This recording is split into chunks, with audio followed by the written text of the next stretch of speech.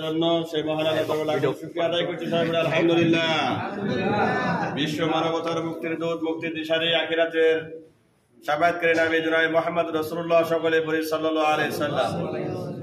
আসলে মুখে হাসি বুকে বিষ, এমন কষ্ট নিয়ে ভরা আক্রান্ত মন নিয়ে কথা বলতে হচ্ছে। আপনারা সবাই জানেন কারণটা কি, যার কারণে আজকে এখানে উপস্থিত হয়েছি। দেশনেত্রী বেগম খালেদা জিয়ার প্রতিনিয়ত, প্রতি নামাজে, প্রতি ওয়াক্তে আল্লাহ রাব্বুল আলামিনের কাছে সবসময় দোয়া করছে, আল্লাহ আমাদের মাকে একটাবার ফিরে দাও। আমাদের এই ক্রান্তি লগ্নে কালে আমরা কিচ্ছু চাই না, নিজের মায়ের মতো তাকে ভালোবাসি, নিজের মায়ের মতো তাকে শ্রদ্ধা করে আছে এই 29 বছর ধরে। সেই বেগম খালেদা জিয়া দেশনেত্রী আজকে মৃত্যুর সঙ্গে পাঞ্জা লড়ছে। আল্লাহ আমার ছোট্ট বাচ্চা কোরআনের হাফেজ, সেও তাহাজ্জুদ করে দোয়া করছে। ভাই আমি আর কি বলবো, যখনই দোয়া করছি, কালকে যুগীপাড়া দোয়া করতে লেগে আবেগ চোখ দিয়ে এমনিতে পানি বের যাচ্ছে।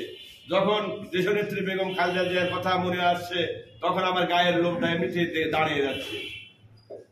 আল্লাহ তুমি কোন সময় আমাদের এই পরীক্ষা দিচ্ছ? যখন আমরা সুখের লাগাল পেয়েছি, দীর্ঘ 17 বছর পর ফ্যাসিস্ট আওয়ামী লীগের সরকারের নির্যাতনের নিপীড়নে দেশনেত্রী বেগম খালেদা জিয়াকে তিলে তিলে নিঃস্ব করে দিয়েছে মৃত্যুর দিকে ঠেলে। কথা বলে ঠিক না? এই খুনি হাসিনা সরকার লাস্টে তার রান্না করা ভাতটুকু খেতে পারেনি। খুনি হাসিনা সরকার রান্না করা ধুয়ে তিনি পালিয়ে গেছেন। আল্লাহ তার বিচার করবে ইনশাআল্লাহ। আমরা সেই বিচার দেখার জন্য আল্লাহর কাছে অপেক্ষা এবং হায়াত চাই সবার, যে আল্লাহ তাআলা সকলকে হায়াত দান করুক, যাতে করে আমরা এর বিচার দেখে দিতে পারি। এবং আগামী দিনে জিয়াউর রহমান জিয়া ভাইকে এই আসনে জয়যুক্ত করে, বিএনপিকে জয়যুক্ত করে তারেক রহমানের হাতকে শক্তিশালী করার জন্য উদাত্ত আহ্বান জানিয়ে জেলা কমিটির সকল নেতৃবৃন্দকে সুস্বাস্থ্য দীর্ঘায়ু কামনা করে এখানে শেষ করছি। খোদা হাফেজ। বাংলাদেশ জিন্দাবাদ, বাংলাদেশ জাতীয়তাবাদী দল জিন্দাবাদ।